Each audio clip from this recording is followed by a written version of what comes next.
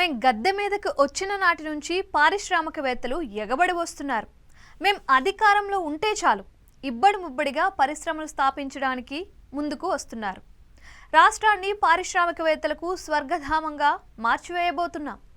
రాష్ట్రం మొత్తం అంగుళం ఖాళీ లేకుండా పరిశ్రమలతో నింపేస్తాం అనేలాంటి పడికట్టు మాటలను కూటమి పార్టీల నాయకులు తొలి నాటి నుంచి చెబుతూనే ఉన్నారు.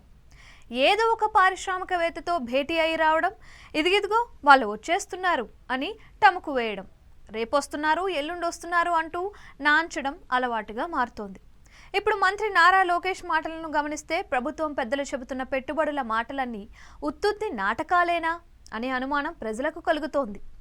పెట్టుబడులు వచ్చేస్తున్నాయని తాము చెబుతున్న మాయమాటలు బయటపడిపోయే సమయంలో కొత్త సాకులు వెతుక్కుంటున్నారా అనే అనుమానం అయితే కలుగుతోంది.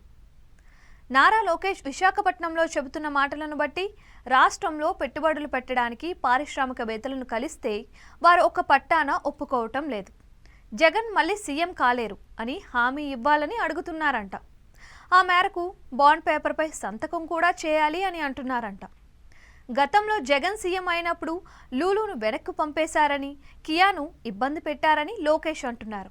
ఇలాంటి బూటకపు మాటల ద్వారా పారిశ్రామికవేత్తలు తమని బాండ్ పేపర్పై సంతకం అడుగుతున్నారని చెప్పటం ద్వారా లోకేష్ ఏ సంకేతం ఇవ్వదలుచుకున్నారు? జగన్కు ఇక ఎప్పటికీ ఓట్లు వేయం అని ప్రజలందరూ తనకు బాండ్ పేపర్పై రాసివ్వాలని, లేకపోతే రాష్ట్రానికి కొత్త పరిశ్రమలను తీసుకురావడం సాధ్యం కాదని ఆయన ఏమైనా చెప్పదలుచుకున్నారా అనేది ప్రజల సందేహం.